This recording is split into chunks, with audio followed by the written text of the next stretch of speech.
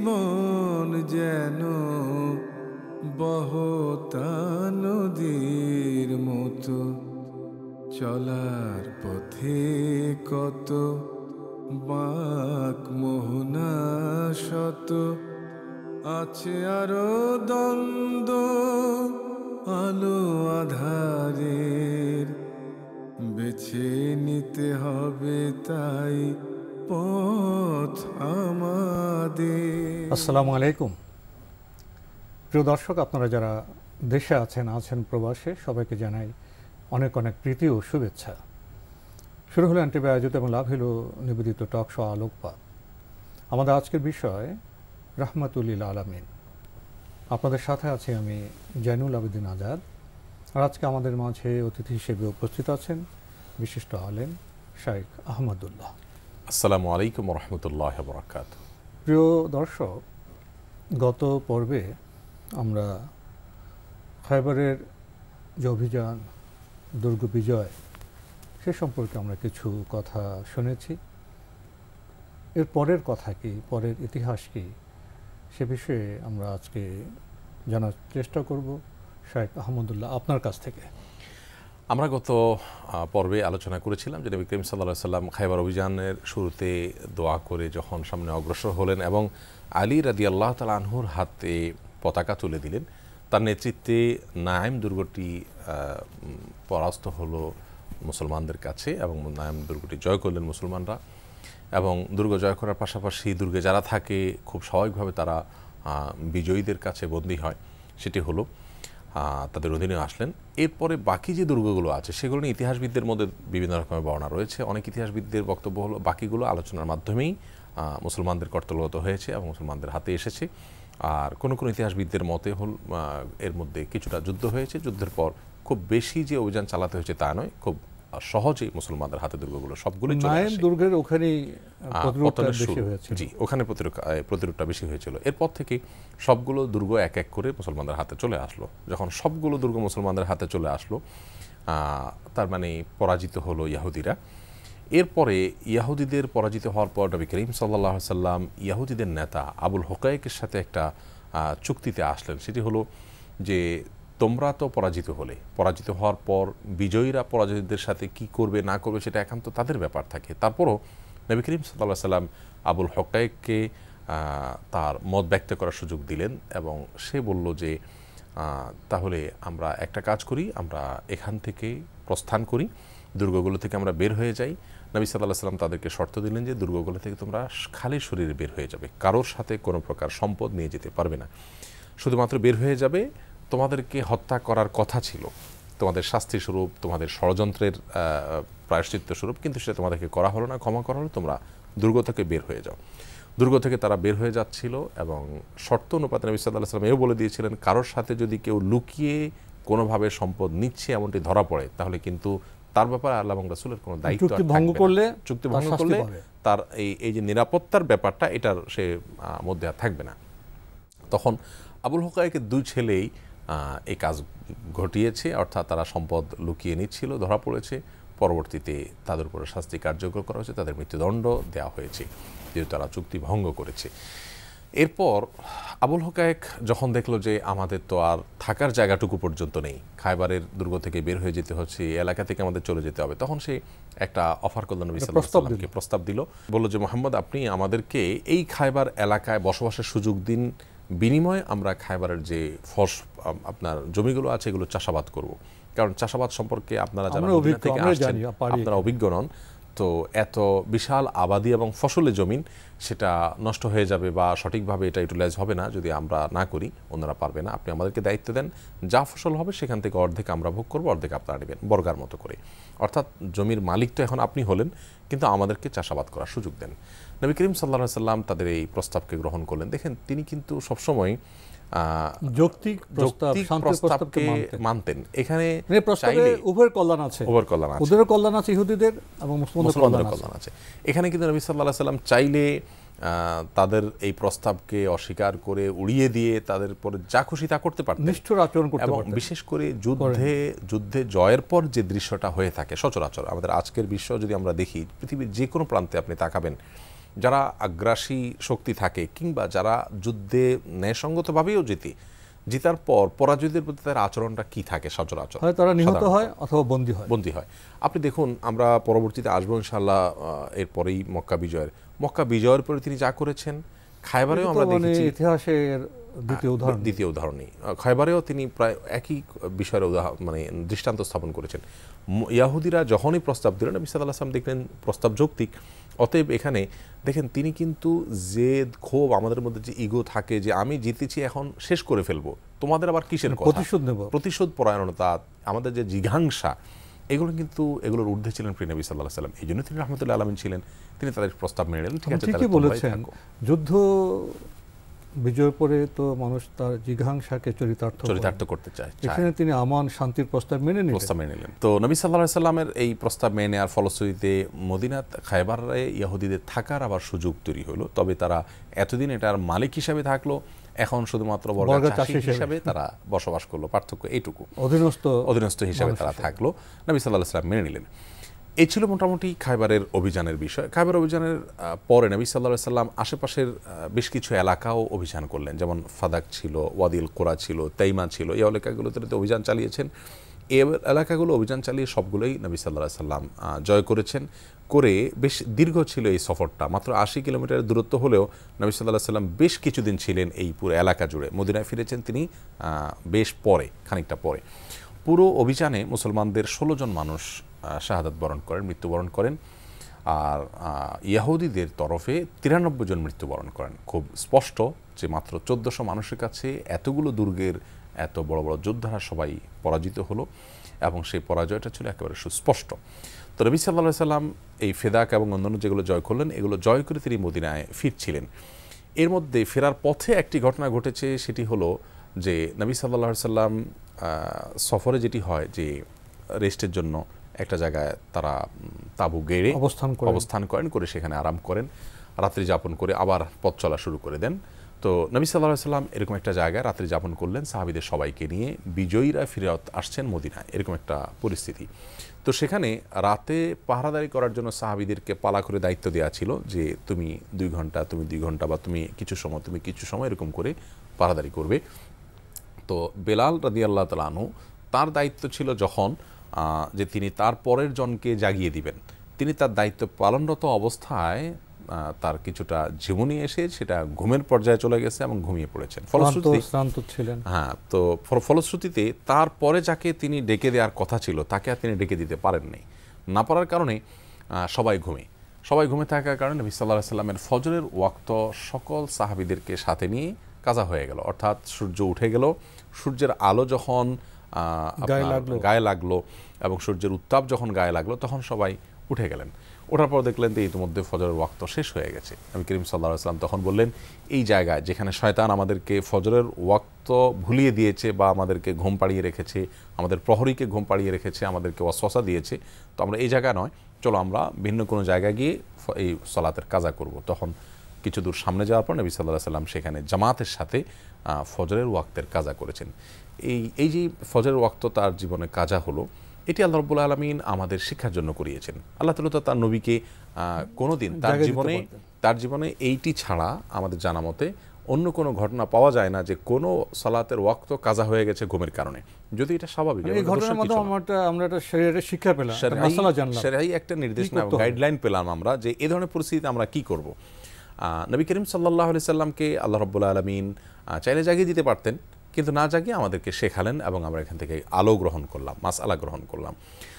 এবং সে পরবর্তী তিনি হাদিসের মাধ্যমে জানিয়ে দিয়েছেন, মান্নামা আন সালাতিন আও নাসিয়াহা ফালইউসাল্লিহা ইযা যাকারাহা আও কামা ওয়ারাদা ফিল হাদিস। যার অর্থ হলো যে কেউ যদি ঘুমিয়ে পড়ে এবং ঘুমের আতিশয্যে, ঘুমের গভীরতার কারণে সে সালাত পড়তে না পারে, এরপর উঠে দেখে টাইম শেষ হয়ে গেছে, তাহলে টাইম শেষ হয়ে গেলে তখন সে ওই সালাদটি যখন সে জাগবে তখনই পড়ে ফেলবে এবং এর কারণে তার কোনো গুনাহ হবে না, যেহেতু ঘুমের কারণে তার এটি মাসালা পেয়ে গেল। ঘুমে থাকার কারণে যদি ওয়াক্ত চলে যায় অথবা বিস্মৃত হয়ে যায়, মনে না থাকে, দুই অবস্থায় যখন জাগবো তখনই পড়বো, ওইটাই আমার ওয়াক্ত, তখনই আমার জন্য ওয়াক্ত, ইনশাআল্লাহ ওইটার পড়ে ফেলবো বিলম্ব না করে তখন ঘুম থেকে ওঠার পর। তো এটি ঘটেছে মূলত খায়বার অভিযান থেকে ফিরে আসার পর নবী সাল্লাল্লাহু আলাইহি ওয়াসাল্লামের জীবনে।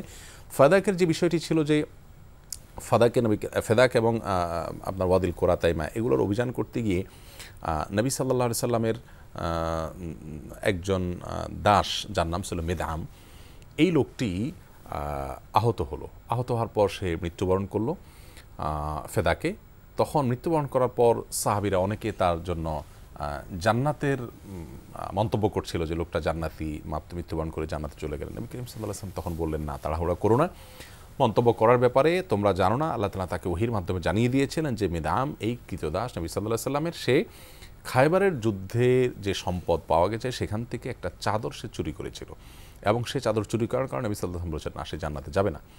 এখানে একটু থামতে চাই যে রাষ্ট্রের সম্পদ বা জনগণের সম্পদ যেখানে সবার অধিকার আছে, এরকম কোনো কিছু সেটা যদি তুচ্ছ হয়, একটা চাদর মাত্র, এটি সে লুণ্ঠন করেছে, অন্যায়ভাবে চুরি করে আত্মসাৎ করেছে, এর ফলশ্রুতিতে আল্লাহর রাহে সে জীবন বিলিয়েছে, উৎসর্গ করেছে, এরপরও কিন্তু তার নাজাত হচ্ছে না, এরপরেও সে জাহান্নামী হচ্ছে।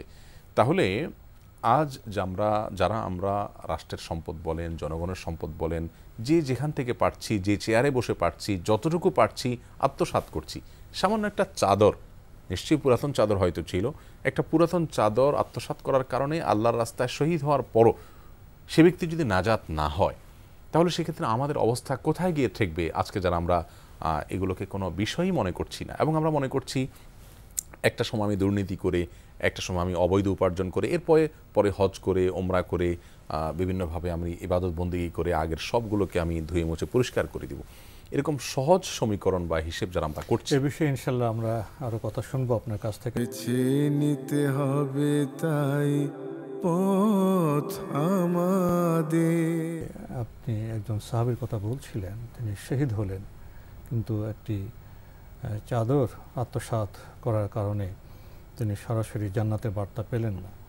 তাহলে কি তিনি শুধু জাহান্নামে থাকবেন? জান্নাতে যাওয়ার কি কোনো সুযোগ ঘটবে না? দেখুন, ইমানদার যদি কোনো ভুলের কারণে, পাপের কারণে জাহান্নামে যেতে হয়, তাহলে সেক্ষেত্রে তার বিষয়টি হলো যে আল্লাহ রাব্বুল আলামিন তাকে একসময় ঈমান থাকার কারণে জান্নাতে অবশ্যই দিবেন ইনশাআল্লাহ, শাস্তি পাওয়ার পরে। হ্যাঁ, আর আরেকটি বিষয় হলো যে জাহান্নামে যাবে সেটিও কিন্তু নিশ্চিত নয়। বিষয়টি হলো যে জাহান্নামে যাওয়ার উপযুক্ততা তৈরি হয়েছে। আল্লাহ চাইলে বান্দার হক আল্লাহ তাআলা উসুল করে দিয়ে ক্ষমা করতে পারেন, সেটা অপশন খোলা থাকছে, অর্থাৎ একেবারে নিরাশ হওয়ার মতো বিষয় আমরা জানি না। জি, অবশ্যই। এখন ধরুন আমরা জীবদ্দশার কথা বলি, কেউ যদি দুর্নীতি করে অন্যায়ভাবে সম্পদ আত্মসাৎ করে থাকেন, এর মানে কি তাহলে তার জান্নাতে যাওয়ার পথ খোলা নেই? অবশ্যই না, এটা ভুল ধারণা, বরং তার জান্নাতে যাওয়ার পথ খোলা আছে। যেমন সে সম্পদ ফিরিয়ে দেওয়ার সুযোগ থাকছে, সেটা দান করে তওবা করার সুযোগ আছে, জীবদ্দশায় অনেকগুলো অপশন থাকে, সেগুলো করে আমরা জান্নাতে যাওয়ার সুযোগ থাকছে। কিন্তু আত্মসাৎকে আত্মসাৎ রেখে, জুলুমকে আপন অবস্থায় বহাল রেখেই জাহান্নামে যাওয়ার, এটা আমাদের এটি বুঝতে হবে। কিন্তু সেই কাজগুলোকে আপন অবস্থায় রেখে আমি অন্য কিছু ইবাদতবন্দি করে জান্নাতে যাব, এই চেষ্টাটা ভুল চেষ্টা। আমাকে সেটা তওবা করতে হবে, তওবা করে সংশোধন হয়ে তারপর আমাকে ভালোর দিকে আসতে হবে ইনশাআল্লাহ বিইذনিল্লাহ। তো যাই হোক, এটি একটা শিক্ষণীয় বিষয় ছিল, ঘটনা ছিল। খায়বারের যুদ্ধে যে সম্পদ মুসলমানরা লাভ করেছেন, বিশেষ করে যে খুব মূল্যবান জমি, যেগুলো ফসলি জমি ছিল, যেটা মদিনাবাসীদের জন্য অনেক গুরুত্বপূর্ণ ছিল, বিশাল এলাকা ছিল, এই বিশাল এলাকার এই জমিকে নবী করিম সাল্লাল্লাহু আলাইহি সাল্লাম যুদ্ধলব্ধ সম্পদ হিসাবে 36টি ভাগ করলেন। 36 ভাগ করার পর সেটাকে আবার 100টি টুকরা করলেন, অর্থাৎ পুরো এলাকাটাকে 36টা ভাগে ভাগ করে সেটাকে আবার 100টা আপনার প্লট আকারে বা বিভিন্নভাবে টুকরা করলেন, মানে সাহাবাদের মধ্যে বন্টনের জন্য। তখন হলো 3600 টুকরা। এই 3600 টুকরা যেটা হলো ল্যান্ড, এই 3600 টুকরা ল্যান্ডের অর্ধেক যোদ্ধাদের মধ্যে বন্টন করলেন নিয়ম অনুযায়ী, আল্লাহ তাআলার বিধান অনুযায়ী, কোরআন কারীমে সূরা আনফালে যেভাবে আল্লাহ তাআলা নির্দেশ করেছেন সে আলোকে। তো এর বাইরে যে অর্ধেক আছে, সে অর্ধেক রাষ্ট্রীয় সম্পদ হিসাবে মুসলমানদের সবার যৌথ এজমানের সম্পদ হিসাবে, কোষাগারের সম্পদ হিসাবে থাকলো। তো এইভাবে নবী সাল্লাল্লাহু আলাইহি সাল্লাম খায়বারের সম্পদ বন্টন করে এরপর চলে আসেন মদিনাতে। মদিনায় আসার পর নবী সাল্লাল্লাহু আলাইহি সাল্লাম তিনটি বিষয় এখানে ঘটেছে। একটি বিষয় হলো যে নবী করিম সাল্লাল্লাহু আলাইহি সাল্লামের সাথে সাফিয়া রাদিয়াল্লাহু তাআলা আনহা বিয়ের ঘটনাটি ঘটেছে। সাফিয়া রাদিয়াল্লাহু তাআলা আনহা তিনি মূলত যুদ্ধবন্দী হিসাবে এসেছেন।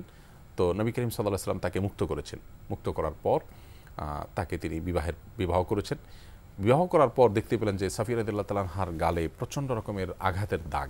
তখন তিনি অবাক হয়ে জিজ্ঞেস করলেন, কোত্থেকে আঘাত এলো? কারণ হলো তখনকার সকল যুদ্ধেই প্রায় নবী সাল্লাল্লাহু আলাইহি ওয়াসাল্লামের নির্দেশনা থাকতো যে কোনো নারীকে আঘাত করা যাবে না, কোনো শিশুকে আঘাত করা যাবে না, কোনো বৃদ্ধাকে আঘাত করা যাবে না, কোনো ফসল নষ্ট করা যাবে না, কোনো বৃক্ষ কাটা যাবে না, এবং কোনো প্রকার ধর্মীয় উপাসনালয়ে আঘাত করা যাবে না, ধর্মীয় উপাসনালয়ে উপাসনারত কাউকে আঘাত করা যাবে না। এগুলো ছিল পরিষ্কার নির্দেশনা। তো সেখানে এই নারীর গায়ে কীভাবে আঘাত হলো নবী সাল্লাল্লাহু আলাইহি ওয়াসাল্লাম প্রশ্ন করলেন, জানতে চাইলেন। তার জিজ্ঞাসা একটা কারণ হয়তো এটাও ছিল যে আমার যোদ্ধাদেরকেও কি তোমার গায়ে আঘাত করেছে কিনা। তখন তিনি বললেন, না, এরকম কিছু ঘটেনি। ব্যাপারটি হলো এরকম যে আমি আপনার এই অভিযান পরিচালিত হওয়ার ঠিক আগে আমার স্বামী, তাকে আমার এক স্বপ্নের কথা জানিয়েছিলাম যে আমার কোলে আকাশের চাঁদ এসে পড়েছে। এটি দেখেছি আমি স্বপ্নে। আমার স্বামীকে এটা বলার পর সে আমাকে প্রচণ্ডভাবে আঘাত করেছে, চপটাঘাত করেছে, যার ফলশ্রুতিতে এই ক্ষত সৃষ্টি হয়েছে। এবং সে আঘাত করে বলেছে যে তুমি কি মদিনার যে শাসক তাকে তুমি কি স্বপ্নে দেখো নাকি, তাকে তুমি, অর্থাৎ সে ইঙ্গিত করলেন। আসলে তো আল্লাহ তাআলা সেই ইঙ্গিতই করেছেন এবং বাস্তবে সেটাই হয়েছে যে সাবির রাদিয়াল্লাহু তাআলা ঘরে নবী করিম সাল্লাল্লাহু আলাইহি ওয়াসাল্লাম যুদ্ধের পর অনেক ঘটনা ঘটেছে। আমরা অর্থনৈতিক যে মর্যাদাবোধ এবং সে ঘটনা লক্ষ্য করেছি। অনেক আয়েশা রাদিয়াল্লাহু তাআলা আনহার কথা থেকেও জীবনে অনেক উপলব্ধি এসে যায়। তো মদিনায় আসার পরে সাহাবা তো দরিদ্র ছিলেন, মদিনায় তারা তো আনসার তাদের সচ্ছলতা হলো, এখন সম্পদ যেটা ছিল প্রথমবারের মতো ফিরিয়ে দিলেন। তো জি, ফিরিয়ে দিলেন, কারণ খাবার থেকে পেলে যে এটা গুরুত্বপূর্ণ পাওয়ার পরে ফিরিয়ে দেয়, এটা একটু ব্যাখ্যা করলে। জি, এটা ভালো একটা পয়েন্ট আমি ভুলে গিয়েছিলাম যে নবী সাল্লাল্লাহু আলাইহি ওয়াসাল্লাম থেকে যখন যুদ্ধলব্ধ সম্পদ পেয়ে মুহাজির সাহাবীরা যারা এতদিন শুধুমাত্র মদিনার সাহাবীদের যে দেয়া দান বা সহযোগিতা সেটা দিয়ে ব্যবসা বাণিজ্য করে কোনো রকম টিকছিলেন, তারা এখন মাশাআল্লাহ সবাই রিচ হয়ে গেলেন, সমৃদ্ধ হয়ে গেলেন, সবাই যথেষ্ট জায়গার মালিক হলো। মালিক হওয়ার পর তারা কিন্তু আনসার সাহাবী, মদিনার সাহাবী যারা তাদেরকে এক সময়ে কাউকে কিছু ধার দিয়ে, কাউকে কিছু ডোনেশন দিয়ে স্বাবলম্বী হতে সহায়তা করেছিলেন, সেই লোকগুলোর সকল প্রাপ্য তারা পরিশোধ করে দিলেন।